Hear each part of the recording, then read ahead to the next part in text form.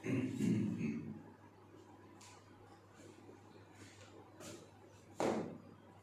Morning students, कैसे हैं आप सभी लोग।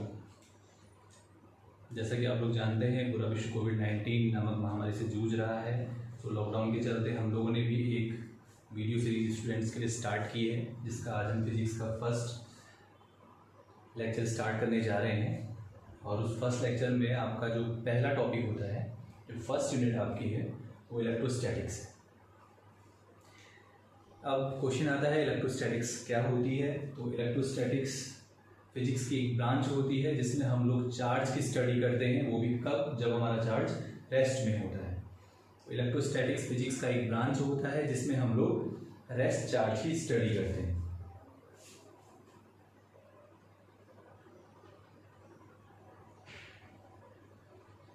इलेक्ट्रोस्टैटिक्स हमारा फिजिक्स का ब्रांच है जिसमें हम लोग रेस्ट या स्टैटिक चार्ज की स्टडी करते हैं। ओके, अब आता है क्वेश्चन कि सर जिस चीज़ की हमने स्टडी करनी है वो है क्या, चार्ज हमारा क्या होता है। तो चार्ज आप लोग बेसिकली छोटी क्लास में भी मुझे लगता है पढ़ चुके होंगे, तो कई चीज़ें इसके बारे में पहले से जानते होंगे। बट हमारा फर्स्ट लेक्चर है तो मैं हल्का सा आप लोगों को बता देना चाहता हूँ। चार्ज को समझने के लिए हमको अपने नेचर के बारे में सोचना होगा। नेचर मतलब जो भी हमारे आसपास है, तो हमने अपने नेचर के बारे में सोचना होगा कि हमारे नेचर में जो भी चीज़ें होती हैं, जो भी चीज़ें हमारे आसपास हमको दिखाई देती हैं या नहीं दिखाई देती हैं, वो केवल दो फॉर्म में एग्जिस्ट करती हैं, केवल दो ही फॉर्म में एग्जिस्ट करती हैं। तो हमारे नेचर में जो भी आपको आपके आसपास दिखाई दे रहा है वो केवल आपको दो फॉर्म में दिखाई दे रहा है, या तो वो मैटर के फॉर्म में दिखाई दे रहा है, या फिर अगर वो नहीं दिखाई दे रहा है इसका मतलब वो रेडिएशन है। रेडिएशन को बेसिकली हम लोग वेव भी कह सकते हैं कि वेव के फॉर्म में ट्रेवल करता है। तो नेचर हमारे आसपास हमको जितनी भी चीज़ें दिखाई देती हैं सब दो फॉर्म, उसके केवल दो ही फॉर्म होते हैं, मटेरियल फॉर्म या रेडिएशन फॉर्म।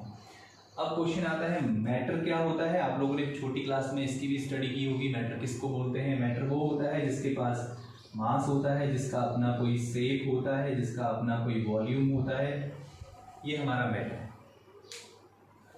तो मैटर की अगर बेसिक छोटी डेफिनेशन है तो जिसके पास मास होता है वो मैटर होता है, ठीक है। रेडिएशन के पास मास नहीं होता, कोई फिक्स शेप नहीं होता, कोई फिक्स वॉल्यूम नहीं होता, ये केवल वेव के फॉर्म में ट्रेवल करता है। बट इन दोनों में एक चीज कॉमन भी होती है, और वो कॉमन चीज इन दोनों में होती है कि दोनों के पास एनर्जी होती है, दोनों के पास एनर्जी होती है। फिर से नेचर मतलब हमारे आसपास हमको जितनी चीजें दिखाई दे रही हैं केवल दो ही फॉर्म में एग्जिस्ट करती है। कुछ भी आपको दिखाई दे रहा है केवल दो फॉर्म में एग्जिस्ट करता है, मैटर के फॉर्म में और रेडिएशन के फॉर्म में। दोनों के इसकी कुछ प्रॉपर्टीज आपके सामने रखी हैं। इसके बारे में आप लोगों ने फर्स्ट ईयर में वेव मोशन में स्टडी किया होगा। इस बार भी हम लोग इसको सेकंड बुक में स्टडी करेंगे। लेकिन दोनों के साथ, दोनों में जो कॉमन चीज है कि दोनों के पास एनर्जी होती है। एनर्जी मैटर के पास भी होती है। अगर आप किसी को पत्थर फेंक के मारते हैं, पत्थर में वेलोसिटी आ जाती है और वो हिट करता है तो उसको चोट लगती है, इसका मतलब पत्थर के पास एनर्जी थी। रेडिएशन के पास भी एनर्जी होती है। इसका सिंपल एग्जांपल है, सभी के पास मोबाइल रहते हैं आजकल। अचानक से मोबाइल हमारे पॉकेट में है, अचानक से बेल बजने लगता है, जबकि कोई चीज़ हमको आते हुए दिखाई नहीं देती है। तो वो जो नहीं दिखाई दे रहा है वो हमारा रेडिएशन है। वो रेडिएशन आके हमारे मोबाइल के साथ इंटरेक्ट करता है, हमारे मोबाइल को कुछ एनर्जी देता है और उसमें बेल बजना स्टार्ट हो जाता है। तो मैटर और रेडिएशन दोनों के पास एनर्जी होती है। हालांकि जब हम लोग सेकेंड बुक में जब हम लोग लाइट के ड्यूल नेचर की स्टडी करेंगे तो उसमें हम लोग ये पढ़ेंगे कि ये जो नेचर के मैं दो फॉर्म बता रहा हूँ, ये भी दो नहीं है, ये दोनों भी एक ही है। जो मटेरियल पार्टिकल है जब वो ट्रेवल करता है तो उसके साथ में रेडिएशन होता है। रेडिएशन कहीं पे है तो वहाँ पे मटेरियल पार्टिकल होना कंपलसरी है। जब हम डी ब्रोगली का हाइपोथेसिस पढ़ेंगे तो उन्होंने क्या बोला, ये दो अलग अलग नहीं होते, सेम ही होते, वो हम आगे स्टडी करेंगे। हमारा क्वेश्चन था कि सर इलेक्ट्रोस्टैटिक्स में हम लोगों ने चार्ज की स्टडी करनी है और चार्ज हमारा होता क्या है। तो चार्ज को समझने के लिए हम लोगों ने हल्का सा ये बोला कि हमारे नेचर में केवल जो भी चीज़ें हमको दिखती हैं दो फॉर्म में एग्जिस्ट करती हैं। कुछ इसके मेन पॉइंट्स ये हैं, इन दोनों के पास जो कॉमन चीज़ है कि दोनों के पास एनर्जी है। अब अगर मैं आपसे कहूँगा कि मैटर की प्रॉपर्टीज, कुछ प्रॉपर्टीज हमको पता होनी चाहिए, तो मैटर की कुछ प्रॉपर्टीज में जो सबसे फर्स्ट प्रॉपर्टी है, प्रॉपर्टी ऑफ मैटर, तो मैटर की प्रॉपर्टीज में से जो सबसे फर्स्ट मैटर की प्रॉपर्टी है वो ये है कि मैटर कैन अप्लाई फोर्स।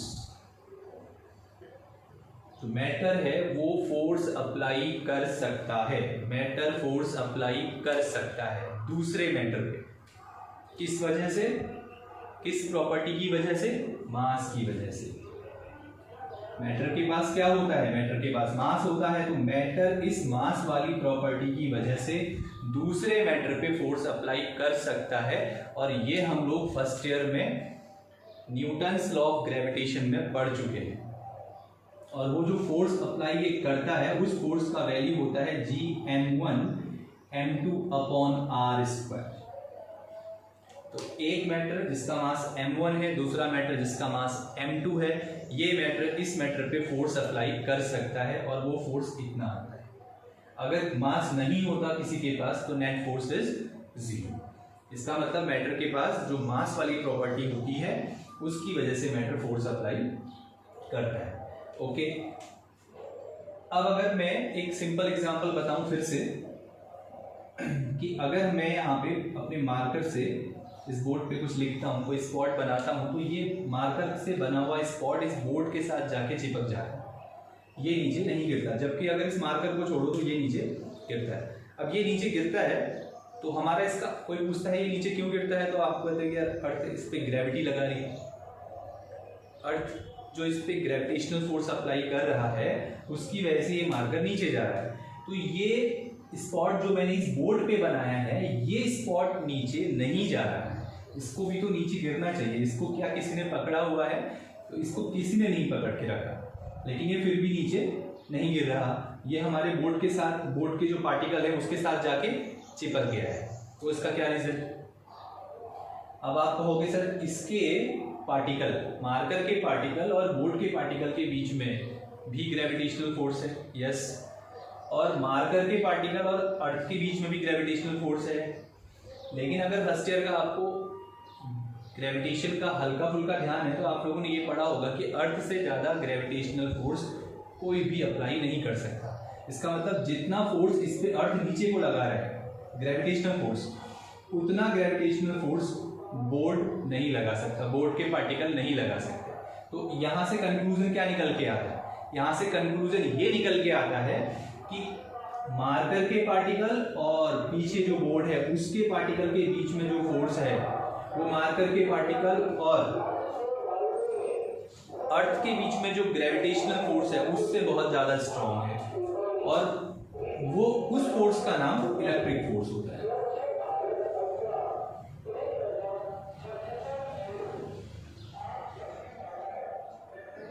मतलब मैं ये आपसे कहना चाहता हूं कि मार्कर के पार्टिकल और बोर्ड के पार्टिकल के बीच में फोर्स कुछ और है, वो ग्रेविटेशनल फोर्स नहीं है। वो ग्रेविटेशनल फोर्स इसलिए नहीं है क्योंकि अगर वो ग्रेविटेशनल फोर्स होता तो फिर ये वाला फोर्स ज़्यादा होता, जो अर्थ का ग्रेविटेशनल फोर्स है वो इस पे ज़्यादा लगता और इसको नीचे गिरना चाहिए, लेकिन ये नहीं गिरता है। इसका मतलब इसके और बोर्ड के पार्टिकल के बीच में कोई दूसरा फोर्स है and that force is electric force.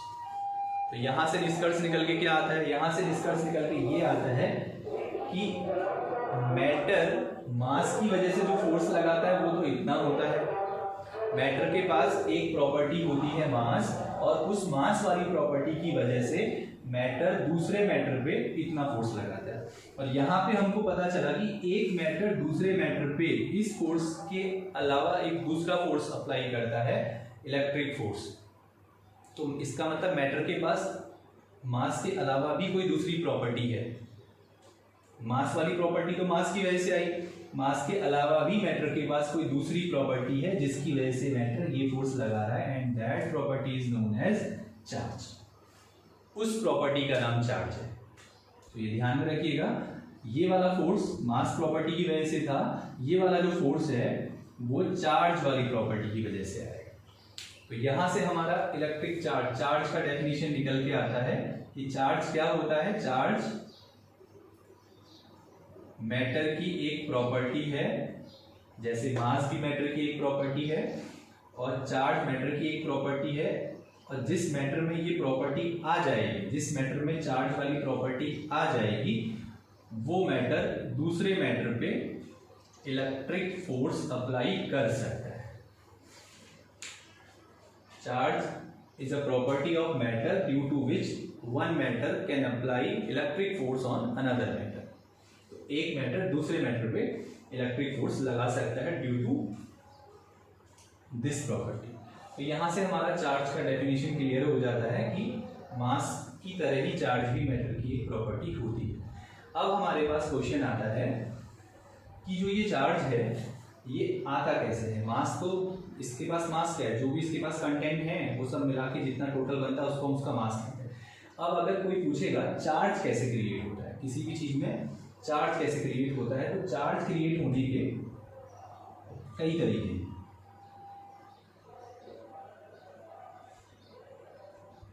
Production of charge. अब चार्ज कैसे प्रोड्यूस होता है, अगर मैं कहूँगा मेरे पे मार्कर है तो इस मार्कर में चार्ज है या नहीं है, मुझे इसका पता कैसे चलेगा। तो चार्ज को प्रोड्यूस करने के बहुत सारे तरीके हैं, जिसमें जो हमारे एनसीईआरटी में बेसिक तरीके हैं वो है फर्स्ट, पहला जो चार्ज प्रोड्यूस होता है वो होता है by friction.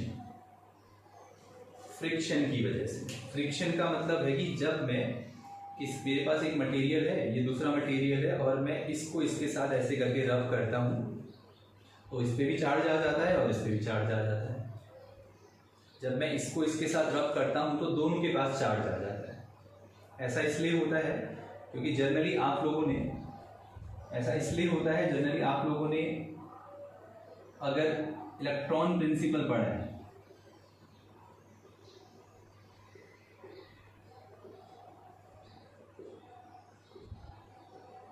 Electron principle of charge, तो चार्ज का जो इलेक्ट्रॉन प्रिंसिपल है वो हमसे क्या कहता है कि कोई भी मटेरियल है, कोई भी सब्सटेंस है, सब एटम से बनते हैं।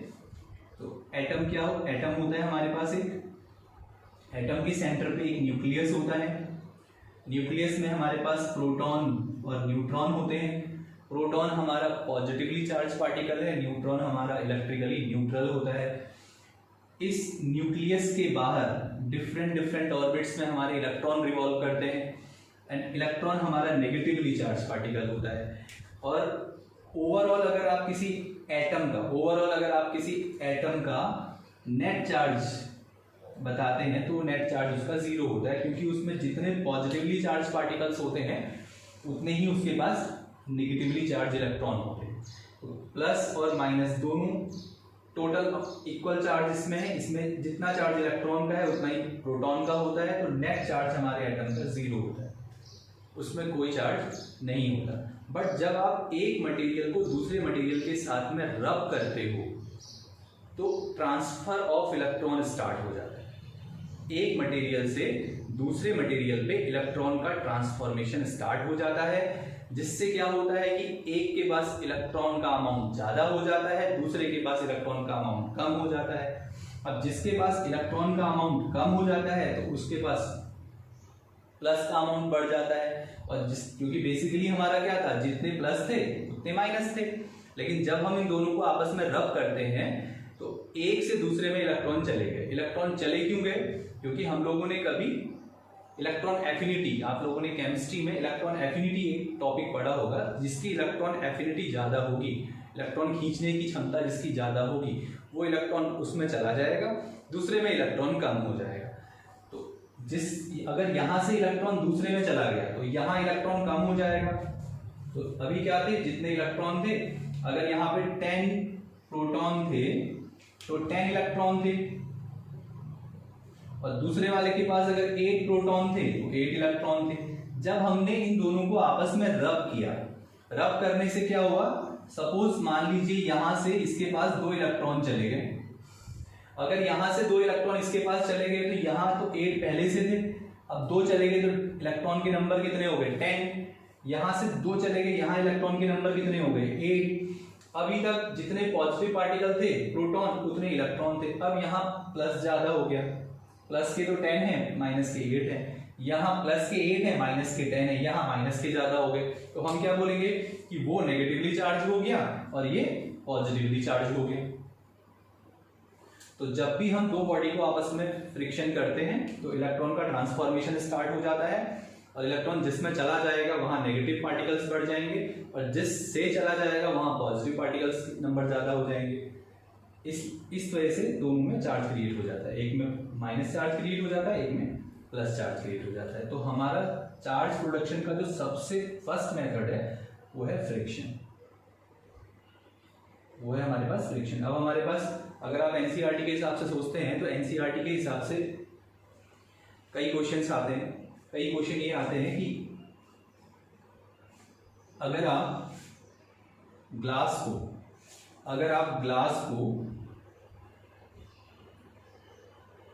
माइका के साथ रब करते हो, अगर आप ग्लास को माइका के साथ रब करते हो तो इन दोनों में से किस में पॉजिटिव चार्ज आएगा और किस में नेगेटिव चार्ज आएगा। ये बेसिक क्वेश्चन है, 1 मार्क्स पे क्वेश्चंस एनसीईआरटी में कई बार फाइनल बोर्ड एग्जाम में भी पूछा जाता है, जिसमें बच्चे को ये तो पता होता है कि फ्रिक्शन से चार्ज क्रिएट हो जाता है, लेकिन उसको ये पता नहीं होता कि ये अगर हम ग्लास को माइका के साथ रब करेंगे तो इसमें किसके पास कौन इलेक्ट्रॉन देगा, किसके इलेक्ट्रॉन कम हो जाएंगे, किसके इलेक्ट्रॉन ज़्यादा हो जाएंगे, ऐसा हमको पता नहीं रहता। और ऐसे पता करने का कोई तरीका भी नहीं है कि अगर मैं इन दोनों को रब करता हूँ तो चार्ज तो दोनों में आ गया, तो मैं ये बता नहीं सकता आपको कि यार ये प्लस हो गया और ये माइनस हो गया। इसलिए आपको क्या करना पड़ेगा, आपकी एनसीईआरटी की बुक में, आप लोग बुक भी देख सकते हैं, एनसीईआरटी की बुक में एक इलेक्ट्रोस्टैटिक सीरीज आपको गिवन है। एनसीईआरटी की बुक में एक इलेक्ट्रोस्टैटिक सीरीज गिवन है जिसमें आपका पूरा सीरीज गिवन है। और सीरीज कैसे गिवन है, जैसे मैं यहाँ ग्लास लिख रहा हूँ, यहाँ माइका लिख रहा हूँ, यहाँ हेयर लिख रहा हूँ, ठीक है। फिर यहाँ पे मैंने नाइलॉन लिखा, वूल है। तो ये जो मैं आपके सामने सीरीज लिख रहा हूँ, इसमें अगर आप इसको इसके साथ रब करेंगे, अगर आप इसको ग्लास को माइका के साथ में रब करेंगे तो ये पॉजिटिव रहेगा और ये नेगेटिव रहेगा, ये पॉजिटिव रहेगा और ये नेगेटिव रहेगा। अगर आप माइका को हेयर के साथ रब करोगे तो ये पॉजिटिव रहेगा और ये नेगेटिव रहेगा। तो आपको इस सीरीज को ध्यान में रखना पड़ेगा, क्योंकि बिना इस सीरीज को ध्यान में रखे आप आंसर नहीं दे पाओगे। तो ये सीरीज आप लोगों को पता होनी चाहिए।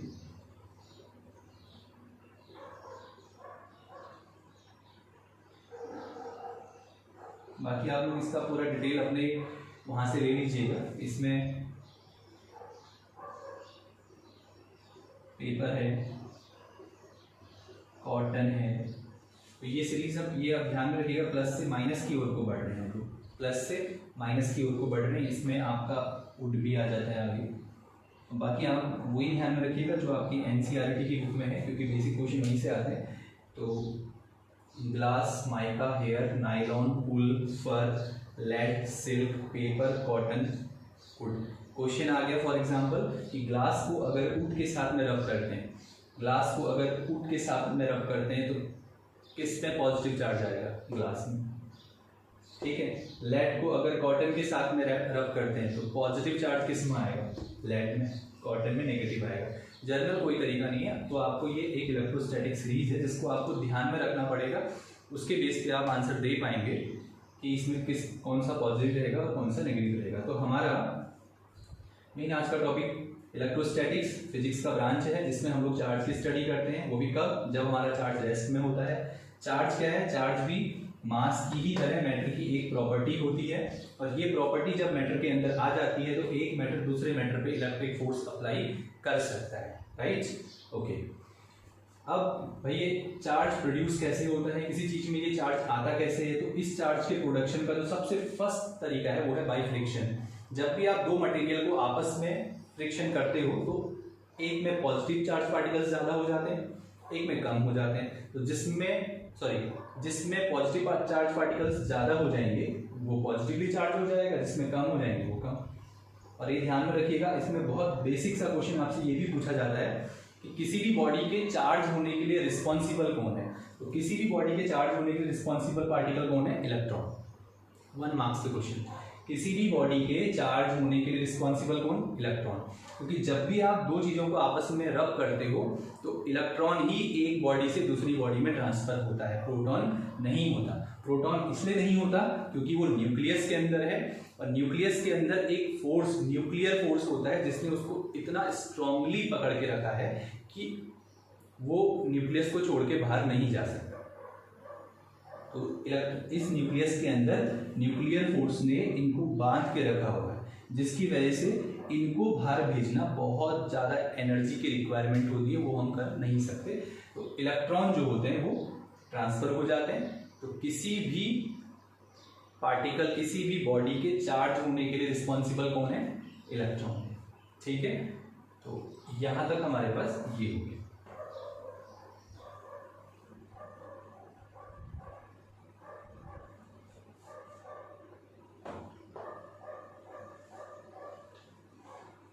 ओके, बेसिक तो मैंने आपको बताया कि फ्रिक्शन से चार्ज कैसे आता है, और चार्ज का दूसरा तरीका क्या होता है? Charge by induction. जो चार्ज क्रिएट करने का दूसरा तरीका है वो है इंडक्शन। जो तीसरा तरीका है, जिसमें बेसिक में आपको बता दूं सीधे सीधे, आपको फ्रिक्शन वाले में ज़्यादा ध्यान में रखना है, और जो मैंने आपको इलेक्ट्रोस्टैटिक सीरीज बताई थी, अगर आप उसको अपनी एनसीईआरटी से करते हैं, एनसीईआरटी में पूरा सीरीज गिवन होगा, उस पर ध्यान में रखिएगा कि प्लस माइनस का साइन बना होगा तो किसको किससे रब करने में प्लस 1 मार्क्स का क्वेश्चन बनता है, तो उस पर ध्यान दीजिएगा। तो चार्ज क्रिएट करने का जो दूसरा तरीका है वो है बाय इंडक्शन, और जो तीसरा तरीका है वो है बाय कंडक्शन। तो किसी भी मटेरियल में चार्ज क्रिएट होगा फ्रिक्शन से, चार्ज क्रिएट होगा इंडक्शन से, चार्ज क्रिएट होगा कंडक्शन से। इंडक्शन क्या होता है? इंडक्शन होता है कि फॉर एग्जाम्पल मेरे पास एक ये मटेरियल है, और ये मटेरियल मेरे पास पॉजिटिवली चार्ज मटेरियल है, ठीक है, और एक मटेरियल मेरे पास है जो न्यूट्रल है। न्यूट्रल से मतलब हुआ कि इसके पास जितने पॉजिटिव पार्टिकल्स हैं उतने ही इसके पास नेगेटिव पार्टिकल्स भी हैं। ये न्यूट्रल है, ये चार्ज है positively charge, and the charge, इसका चार्ज 0 है। अब जैसे ही मैं इस पॉजिटिवली चार्ज बॉडी को इसके पास लेके जाता हूँ, तो जैसे ही आप इसके पास इसको लेके जाओगे, ये प्लस, और मैं इसको इसके पास लेके गया, तो अब क्या होगा? तो आप लोगों ने पढ़ा होगा कि जो प्लस और प्लस चार्जेस होते हैं इनके बीच में फोर्स रिपल्सन का लगता है। तो हुआ क्या कि इस वाले ने इस प्लस वाले ने इस प्लस वाले को तो रिपेल किया, इस प्लस वाले ने इस प्लस वाले को तो रिपेल किया, और इस प्लस वाले ने इस माइनस वाले को अट्रैक्ट किया। उससे क्या होगा? ये माइनस वाले सारे के सारे इस तरफ को आएंगे, और यहाँ पे ये माइनस वाले इधर आ गए। अभी अपनी बाउंड्री से बाहर तो नहीं आ सकते, मटेरियल को तोड़ के बाहर नहीं आ सकते, बट ये सबसे इधर वाले साइड में इकट्ठा हो गए, और प्लस वाले को प्लस ने रिपेल किया, तो सारे के सारे प्लस वाले यहाँ चले। अब क्या हो रहा है? अब इसके और इसके बीच में फोर्स लग रहा है, फोर्स ऑफ अट्रैक्शन, इसके और इसके बीच में फोर्स लग रहा है, फोर्स ऑफ रिपल्सन। तो ये रिपल्सन फोर्स लग रहा है और ये अट्रैक्शन फोर्स लग रहा है। बट जैसा कि आप लोग देख रहे हो कि इसके और इसके बीच की डिस्टेंस कम है, और इसके और इसके बीच की डिस्टेंस ज्यादा है। यहाँ डिस्टेंस कम है, यहाँ डिस्टेंस ज्यादा है। इसका मतलब है कि ये इन दोनों के बीच में जो फोर्स है वो ज्यादा है, और इन दोनों के बीच में जो फोर्स है वो कम है। Force of attraction force of repulsion से ज्यादा है, तो इसका मतलब ये फाइनली इधर को मूव करेगा। तो फाइनली ये इधर को मूव करेगा। अब इधर को मूव कर रहा है, तो इसका मतलब है इसने इस पे अट्रैक्शन फोर्स लगाया। This is the second method, charge create करने का सेकंड मेथड है बाय इंडक्शन। ऐसी बाय कंडक्शन क्या होता है? बाय कंडक्शन होता है सिंपली, अगर एक कंडक्टर ये है, देखो इंडक्शन में आपने क्या किया, फ्रिक्शन में आपने क्या किया, रब किया, ठीक है। इंडक्शन में आपने क्या किया कि एक चार्ज बॉडी को न्यूट्रल बॉडी के पास लेके जाते हैं, तो वो भी चार्ज हो जाती है। This method is called induction. Conduction क्या होता है? कंडक्शन में हम रब नहीं करेंगे, हमारे पास एक ये चार्ज बॉडी है, ये न्यूट्रल बॉडी है। तो हम इन दोनों को एक कंडक्टिंग वायर से कनेक्ट कर देंगे, और जैसे ही हम इसको एक कंडक्टिंग वायर या किसी भी कंडक्टर से आप कनेक्ट करोगे तो चार्ज का ट्रांसफर स्टार्ट हो जाता है, and this process is called charging by conduction. जैसे कि हम अपने मोबाइल को चार्ज करते हैं तो वो कंडक्शन से चार्ज हो रहा है। हमने क्या किया, अच्छा अपना चार्जर लगाया, मोबाइल पे लगाया, कोई रबिंग सिस्टम नहीं किया, बट मोबाइल में चार्ज आता रहता है, तो वो चार्ज कंडक्शन है। तो किसी भी बॉडी में चार्ज क्रिएट करने के हमारे पास 3 प्रोसेस है हमारे कोर्स के हिसाब से, by friction, by induction and bye conduction. तो आप लोग इसको अपनी बुक में देखिए। Okay, now the question is that कि चार्ज की क्या क्या प्रॉपर्टीज होती हैं। अगर हम लोग चार्ज की प्रॉपर्टीज के बारे में बोलें, चार्ज की, ये तो हमने कहा चार्ज प्रोड्यूस कैसे होता है। अब अगर हम लोग इस चार्ज की प्रॉपर्टीज के बारे में सोचते हैं तो प्रॉपर्टीज ऑफ चार्ज, तो अभी हम लोगों ने सबसे फर्स्ट बात ये पढ़ी थी कि चार्ज जो है वो 2 टाइप का होता है। जिसके पास नेगेटिव पार्टिकल ज़्यादा चले जाएंगे वो नेगेटिवली चार्ज हो जाएगा, जिसके पास नेगेटिव कम हो जाएंगे वो पॉजिटिवली चार्ज हो जाएगा। तो चार्ज का 2 टाइप का होता है, एक negative charge and second is positive charge. Second is positive charge. Okay, अब क्वेश्चन आता है बहुत सा, कभी कभी क्या होता है कि जब हम लोग क्लास में पढ़ाते हैं तो बच्चे हमसे पूछते हैं सर ये नेम कैसे दे दिए, प्लस माइनस का नाम देने का क्या रीज़न है। तो वैसे आप लोग अपनी बुक में भी सर्च कर सकते हैं, आपको मिल जाएगा। तो चार्ज का जो नॉमेनक्लेचर किया था सबसे पहले, जिस साइंटिस्ट ने किया था उनका नाम था बेंजामिन फ्रैंकलिन। उन्होंने चार्ज को प्लस और माइनस नेम दिया था। उसका रीज़न क्या था, जैसे मैंने अभी आपको बताया, सपोज फॉर एग्जांपल ये ग्लास है, मैं इस ग्लास को अपने हेयर पे ऐसे मैंने रब किया, इस ग्लास को अपने बालों पे ऐसे करके रब किया, इसके पास चार्ज आ गया। कैसे पता चला मुझे चार्ज आ गया, जैसे ही मैं इसको नीचे लेके जाता हूँ तो डस्ट के पार्टिकल इस पर आके चिपक जाते हैं। इसका मतलब है कि जब मैंने इस पर रब किया था तो कुछ इलेक्ट्रॉन का ट्रांसफॉर्मेशन हुआ था और इस पर पॉजिटिव चार्ज आ गया। तो मैंने इसको रब किया, यहाँ देखा, फिर फॉर एग्जाम्पल ये लेड है, ये लेड का रॉड है और ये ग्लास है, ग्लास को मैंने अपने हेयर से ऐसे करके रब किया। जब मैंने अपने हेयर से ग्लास को रब किया और उसके बाद नीचे लेके गया तो ये छोटे छोटे जो डस्ट के पार्टिकल्स हैं उनको अपनी तरफ खींच लेता है। ठीक है, ये लेड है, लेड को भी मैंने अपने हेयर से ऐसे करके रब किया। रब करने के बाद जब मैं इसको भी नीचे लेके गया तो ये भी खींच लेता है। इसका मतलब है इसके पास भी चार्ज आ गया, इसके पास भी चार्ज आ गया। क्यों आ गया, क्योंकि मैंने दोनों को आपस में रब किया। अब मैंने क्या सोचा कि मैंने ये सोचा कि यार इसके पास भी चार्ज है और इसके पास भी चार्ज है, क्यों ना दोनों को मिला के दोनों की ताकत को बढ़ा दिया जाए, दोनों को आपस में मिला के दोनों की ताकत को बढ़ा दिया जाए। तो जब मैंने दोनों को आपस में मिलाया और मिलाने के बाद जब दोनों को मैं ऐसे करके लेके गया तो देखा कि ये डस्ट के पार्टिकल को अब नहीं खींचता है। जबकि जब मैं फर्स्ट टाइम रब किया था तो ग्लास ने भी खींचा था, लेड ने भी खींचा था। जब दोनों को मिलाया तो दोनों में से किसी ने नहीं खींचा। मतलब कि पहले ये खींचता था, ये भी खींचता था, मिलाया, दोनों में से किसी ने नहीं खींचा।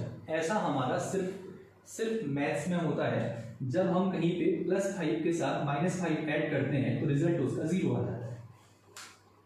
+5 के साथ जब हम -5 ऐड करते हैं तो रिजल्ट उसका 0 आ जाता है।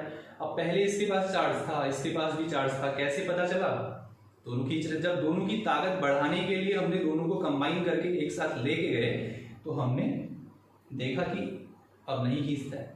और जब नहीं खींचता है इसका मतलब ये दोनों ने मिलके एक दूसरे की पावर को खत्म कर दिया। और ऐसा हमने केवल आज तक मैथ्स में देखा है कि +4 और -4 = 0।